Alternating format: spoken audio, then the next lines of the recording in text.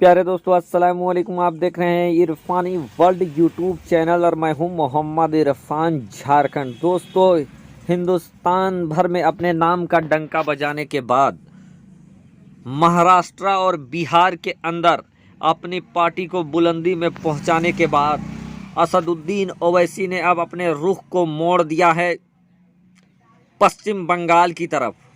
और पश्चिम बंगाल में जो भाजपा सरकार के लिए चट्टान बनकर डटी है ममता बनर्जी, उनके साथ सीधी टक्कर बैरिस्टर असदुद्दीन ओवैसी की अब होने लगी है। दोस्तों, दोनों ही एक दूसरे के ऊपर हमलावर हो गए हैं। ममता बनर्जी ने जहां पर असदुद्दीन ओवैसी को आड़े हाथों पे लिया, वहीं पश्चिम बंगाल पहुंचकर असदुद्दीन ओवैसी ने ममता बनर्जी के ऊपर कुछ ऐसे बात कहे हैं कि जिसके बाद से बंगाल की सियासत में खलबली पैदा हो गया है। दोस्तों, बता दें कि असदुद्दीन ओवैसी आने वाले चुनाव में बंगाल से अपने कैंडिडेट खड़ा करेंगे और इसी के मद्देनज़र असदुद्दीन ओवैसी ने किया पश्चिम बंगाल का दौरा।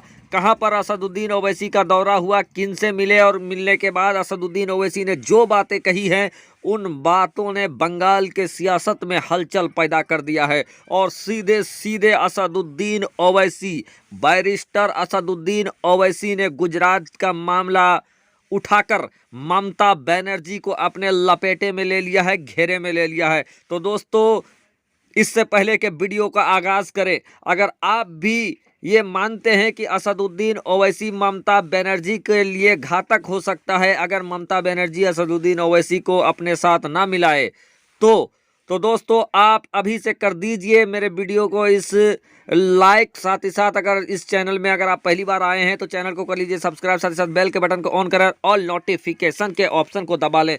दोस्तों, दुनिया जानती है कि भारतवर्ष के अंदर असदुद्दीन ओवैसी नौजवानों के अंदर काफ़ी तेज़ी के साथ वायरल हो रहे हैं। नौजवान असदुद्दीन ओवैसी के ऊपर फिदा हो रहे हैं, खास करके दबे कुचले लोग। साथ ही साथ मुसलमानों में असदुद्दीन ओवैसी का क्रेज सर चढ़ कर बोल रहा है। असदुद्दीन ओवैसी को एक सच्चा मसीहा, सच्चा रहनुमा, लीडर के तौर पर भारत के मुसलमान और दलित वर्ग देख रहे हैं।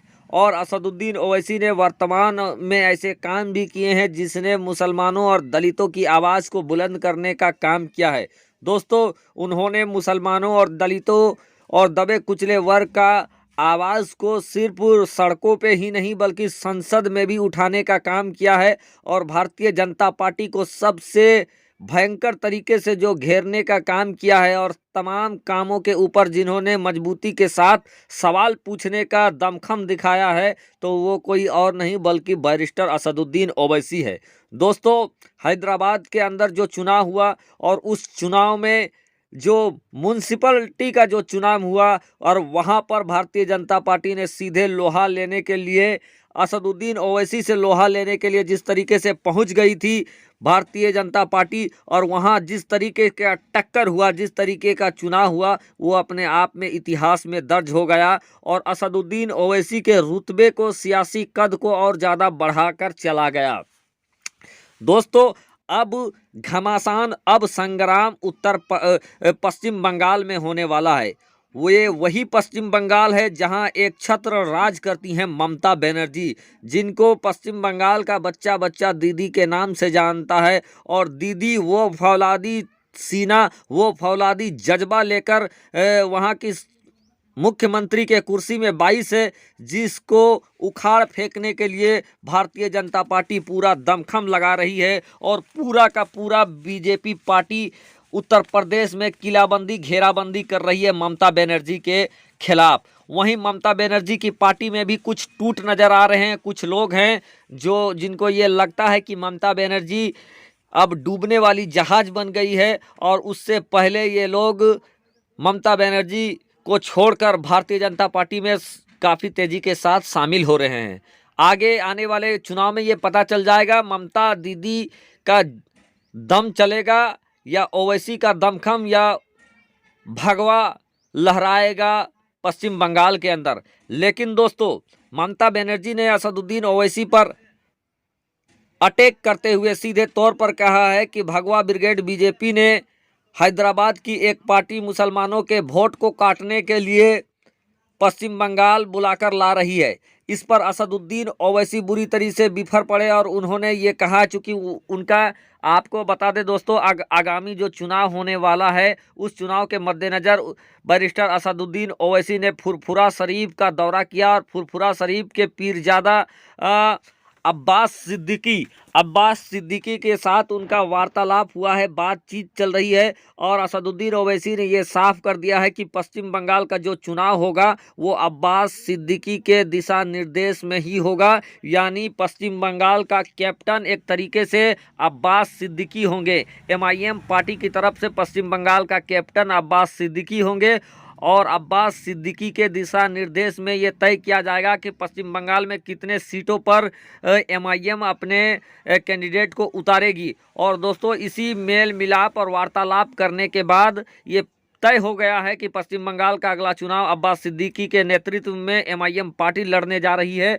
और इसी से मुलाकात के बाद पत्रकारों से बात करते हुए असदुद्दीन ओवैसी का दर्द छलक गया और उन्होंने कहा कि जो पिछला चुनाव हुआ था उस पर एमआईएम पार्टी पश्चिम बंगाल में चुनाव नहीं लड़ रही थी, लेकिन इसके बावजूद 18 से ज़्यादा सीटें भारतीय जनता पार्टी ने पश्चिम बंगाल के अंदर जीता। ये साबित करता है कि कहीं ना कहीं दीदी का किला ढह रहा है, दीदी का किला कमज़ोर हो रहा है। और वो सारे साथी जो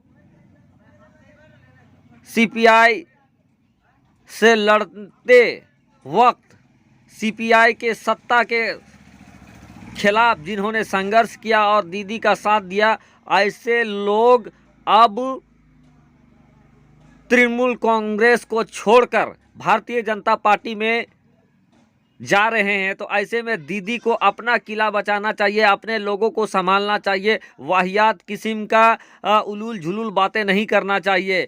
ये हमारा संवैधानिक अधिकार है कि हम कहीं से भी चुनाव लड़ सकते हैं।